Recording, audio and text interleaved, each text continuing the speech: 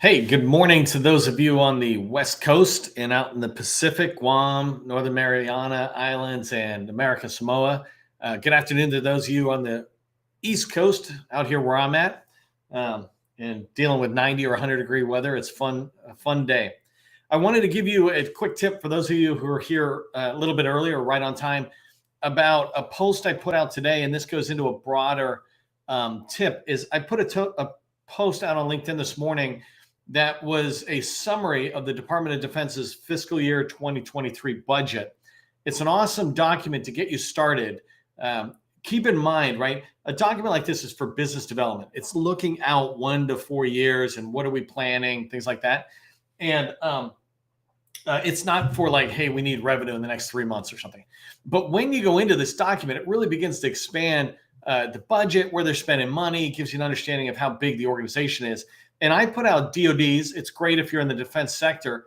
Every organization out there, though, has some level of a summary of their fiscal 23 budget. And then they also have the entire proposed budgets available. So go look at those. They're great for business development and sales. They can also help during capture, right? When you're trying to understand the organization or maybe trying to find key points of contact, key information about challenges, goals. Well, inside of these budgets, sometimes they put nuggets like that. If you're trying to get millions of dollars from a particular agency, spending a day or two and reviewing their budget is not an unreasonable expectation. I don't think getting $1 million for 2 days worth of effort is that big of a deal. So hopefully you're going to take a look at that. If you don't know me, I am Neil McDonald. I'm the president of the GovCon Chamber of Commerce. And I want to welcome you to my daily LinkedIn Live federal sales training, where I teach process and procedures for achieving success in the federal market. I spent 20 years as a small business owner. And since 2018, I've been teaching people just like you that government contracting is not a secret. It's just a process. When we learn the process is A to Z, then we'll be able to repeatedly get the outcome and the success we want from following a process. So it's going along the lines of process. Today, we're going to be talking about the process related to diving deeper into a federal prime, or a large prime. This kind of information could be really helpful to you to be aware of and see what teaming partners are doing if you're not making money. But today's training is targeted specifically to companies, small businesses in particular, who are already working as a subcontractor with a large prime. How do you take it to the next level? How do you go deeper in those large primes? That's what we're talking about, and that's who I'm really thinking about when I'm targeting the audience for today's training. Before we get started, though, help buyers and me remember who you are. In the chat, go ahead and put your company name and your core competency, 2 or 3 words that describe what your company does that you want us all to remember. You want to make it easy for me, the people in the community, and federal buyers to remember who you are. And the quickest way to do that is to just use 2 or 3 words that describe your company. I'm going to go ahead and turn this rolling scroll bar off because I'm going to reference this website in here a couple of times. So we're going to cover how to grow deeper into large primes in this training. And I'm going to cover 3 particular topics. Let me just find I'm going to cover how you can recognize that you're actually being held back, right? There's ways to look in and see that you're not moving the way you want. Second thing I want to cover is how to plan organic growth sales strategy for a large prime. And the third thing I'm going to do is give you 10 tips on navigating large primes to get more work out of them if you're already in there doing work. So let's go ahead. Let me just do one quick tech thing. Okay. Let's go ahead and just get started with recognizing when you're being held back. And I just want to use a story here as we get started that can maybe put this in perspective, because we have relationships maybe with people at large primes that we're working with. But for those of you who are entrepreneurs, so certainly anybody who's on this call that are small business owners, we are entrepreneurs at one level or another. The worst friend to or a person to interact with entrepreneurs is our family. They're the ones who are constantly going, oh my God, do you know how many small businesses fail each year? Why don't you just get a real job? Things like that. And so for entrepreneurs, You need to spend Thanksgiving and events with people and talk to them about their life, but you don't really talk about your entrepreneurial efforts because family's not going to get it, right? I mean, there are exceptions, but generally, family are the least visionary to where you're going to go as an entrepreneur. Well, inside of a large prime, it could be similar, that the people you have the existing relationships with, they don't mean you any harm. They don't mean that you can't be successful. They just kind of see you as you were when they met you. And family sees you as a kid or as a sibling, a spouse type thing, but they don't see you as Bill Gates and Steve Jobs, right? But that's who you are if you're an entrepreneur.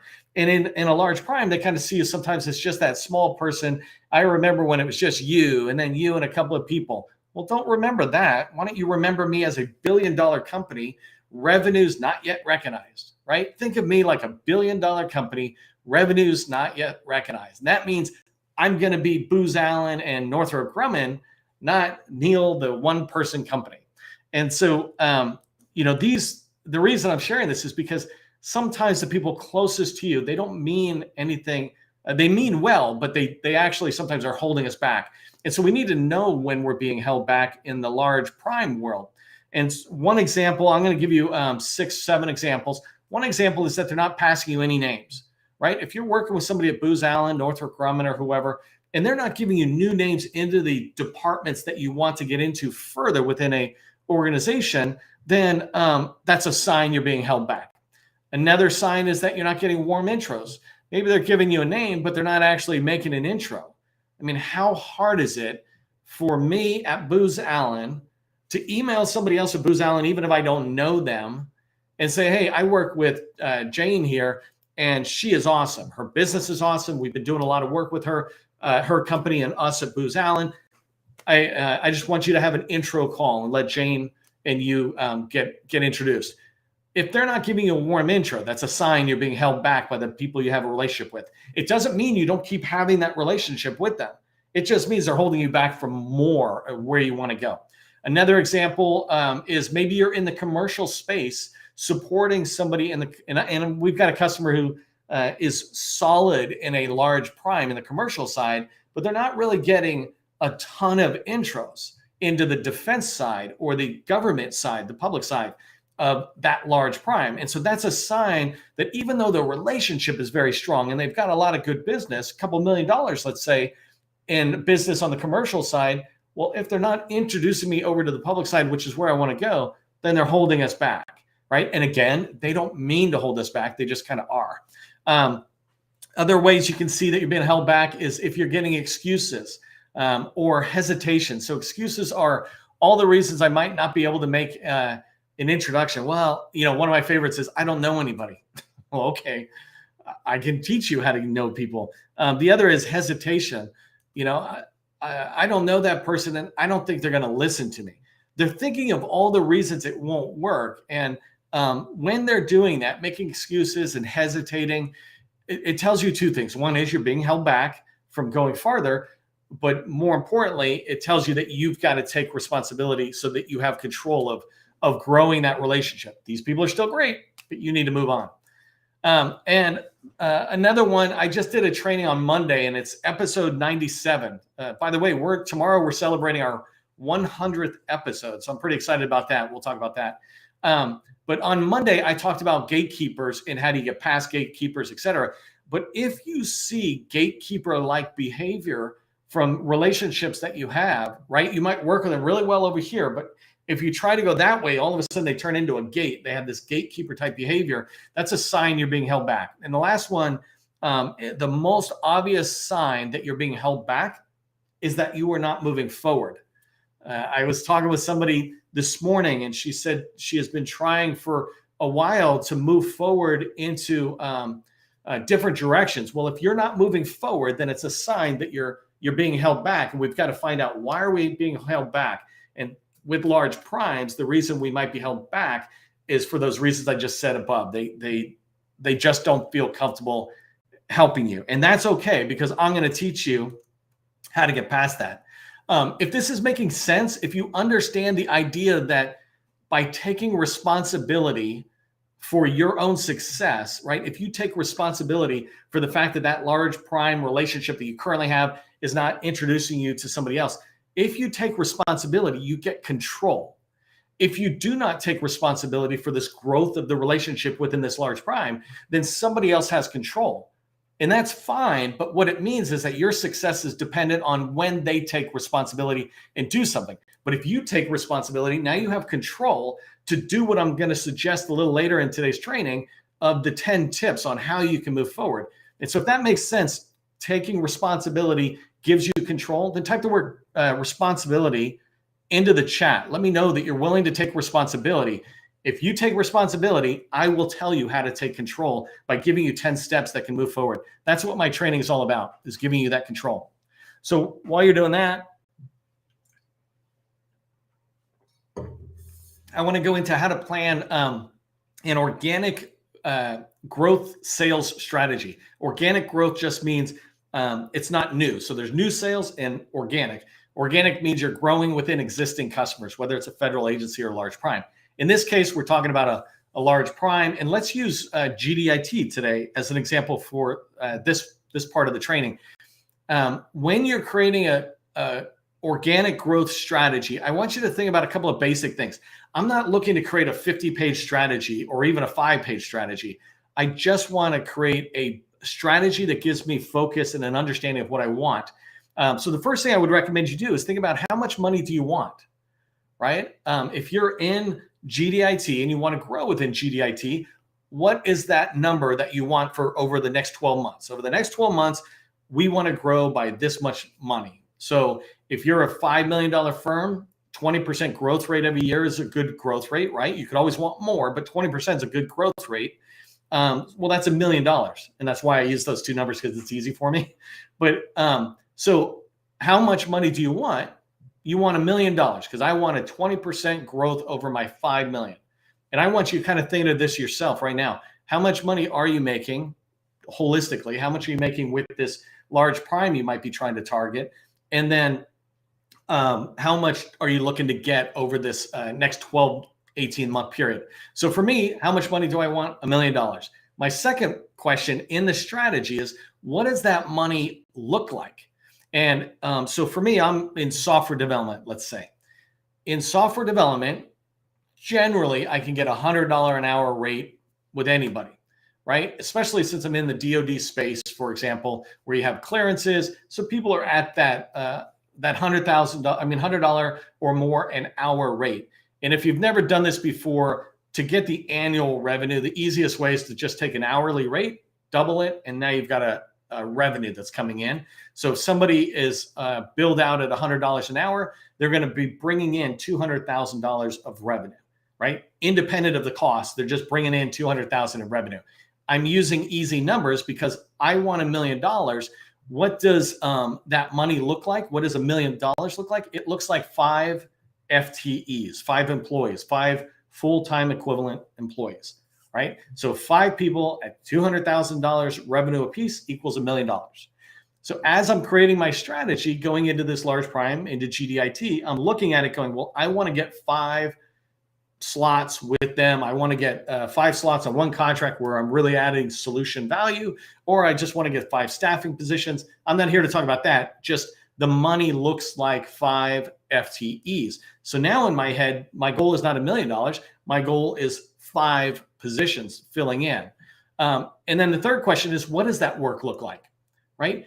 That work, if you want success, must be defined as your core competency. It's the reason I always ask you, put 2 or 3 words into the chat that say, what's your core competency, right? I know this company, it's SharePoint. This other company, it's agile software development. This other company, it's cybersecurity. The reason that's important is because when you go into this large prime, right? GDIT is our example at the moment, then I can go in and I am communicating very clearly where I would fit on their team. And remember, I already have business with GDIT. They already respect me and use me somewhere else. I'm just trying to grow deeper. I'm trying to build relationships. And the last part I'll talk about is like, how do you find those and build them? So the third one is, what does that work look like? How much money do you want? What does the money look like? And what does the work look like?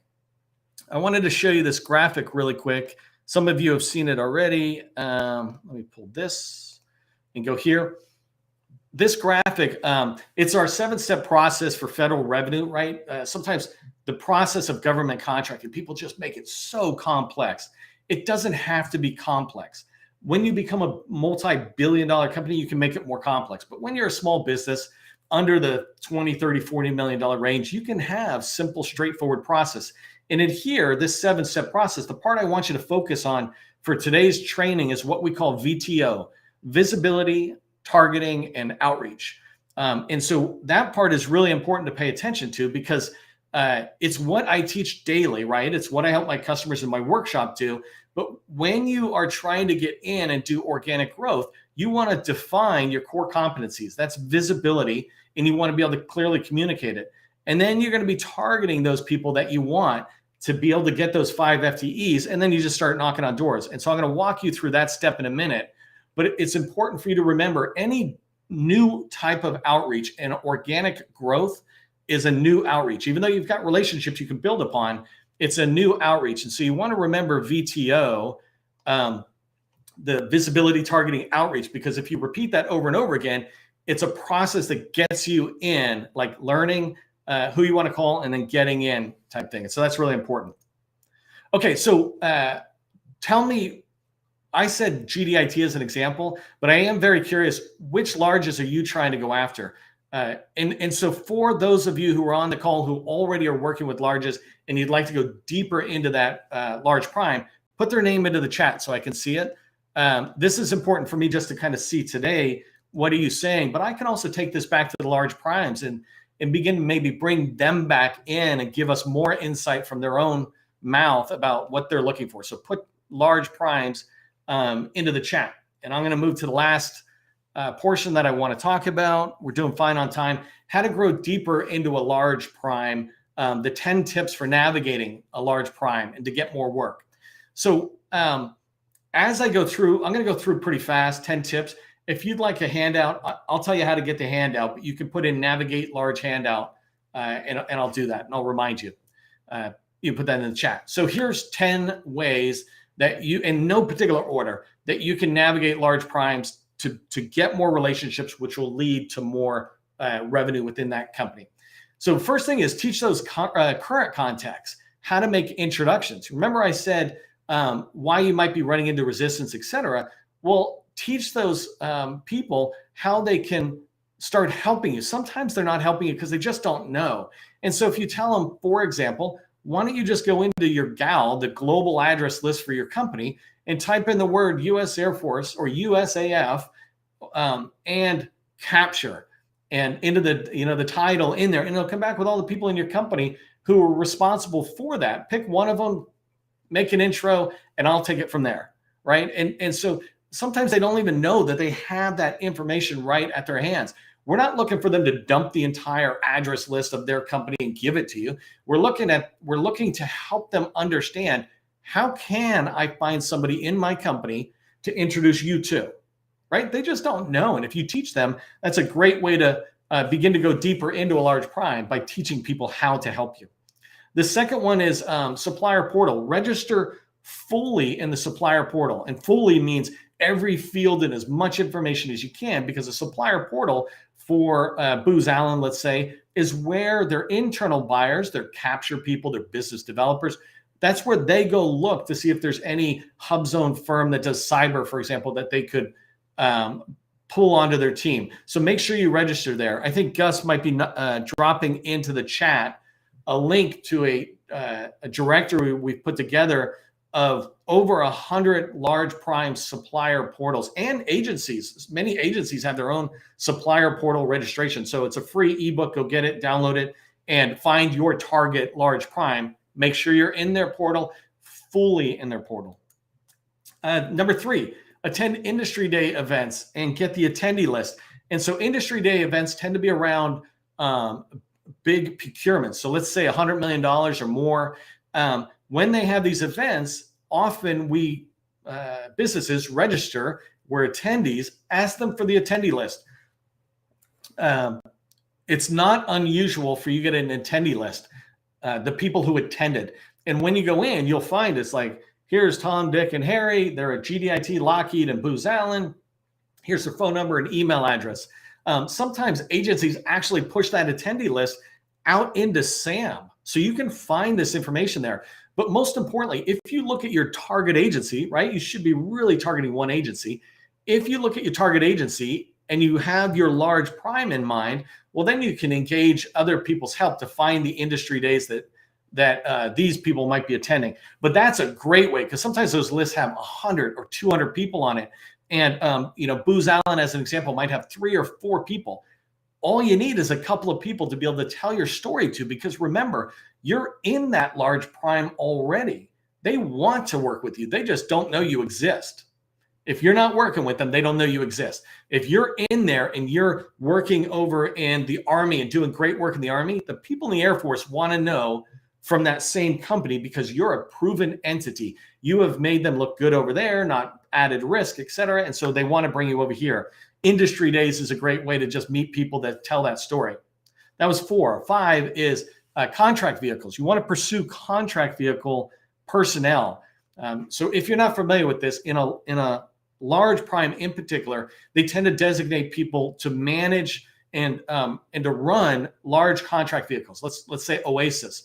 So Oasis as a contract vehicle, I think, is used in the Air Force. If I'm trying to work with GDIT at the Air Force, right, to expand my business there from the Army to the Air Force, then I can go to GDIT and learn who is the program manager for the Oasis contract vehicle, who is the contract manager for the Oasis contract vehicle, who is the subcontract administrator for the Oasis contract vehicle. That information, name, number, email, are in there. These people run the overall contract vehicle. They do not do business development or capture generally. They do not deliver on the work once something is awarded on that contract vehicle. There's program managers who deliver the work with their teams. There's capture and business development people who were out there selling, trying to get stuff won on Oasis. But when you go in and you meet the program manager, contract manager, subcontract manager in there, and you introduce yourself and you say, hey, we're working over here. We're doing great work. You can ask John. They'll tell you we're doing great work.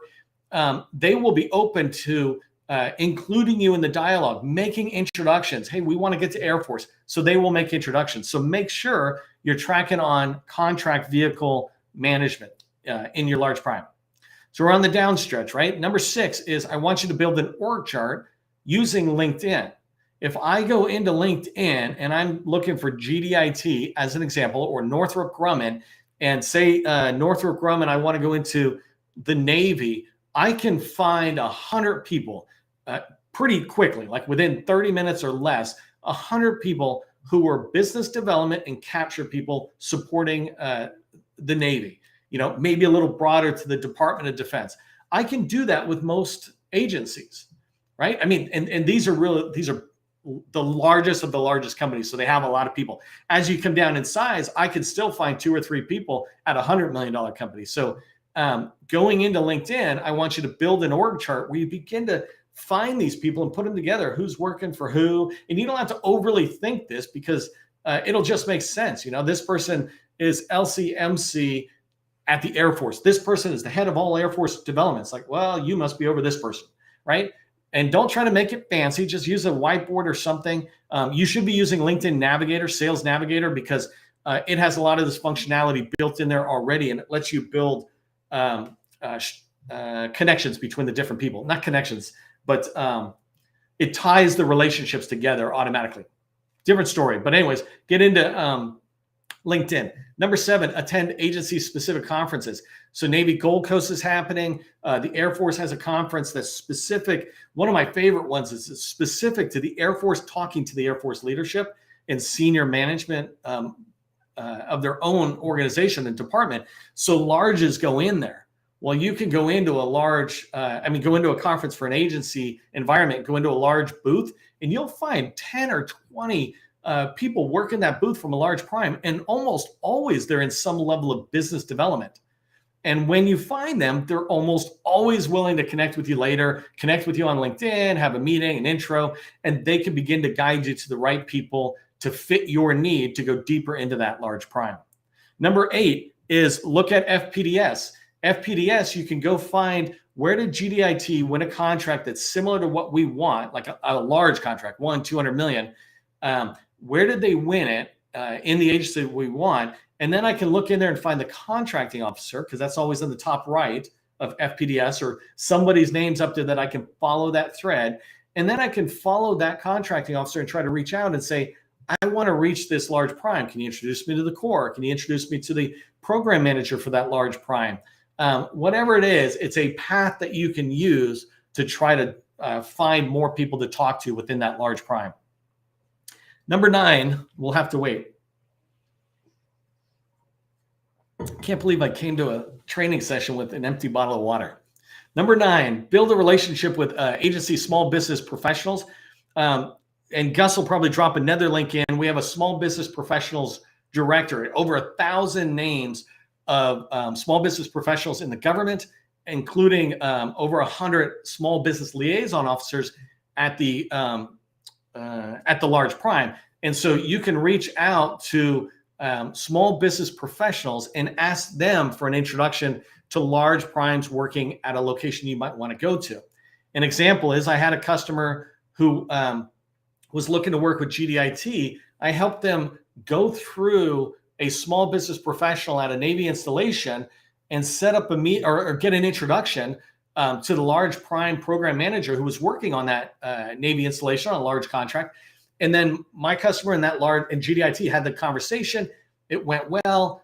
They sent them back to headquarters where they signed a master service agreement. They came back and started doing some work together with GDIT. But that all happened, partly because of my introduction, but that my customer could have bypassed me once she learned the process. I just reached out to the small business professional and said, hey, I know GDIT is working there. Can you make an introduction? That small business professional looked at my customer and said, yes, you look squared away. You're doing work in the agencies. That would be an introduction that I wouldn't feel embarrassed making. And so they made it. That was it. It was very straightforward once you have relationships. Speaking of relationships, let's go to step 10 or tip 10. This is your local PTACs.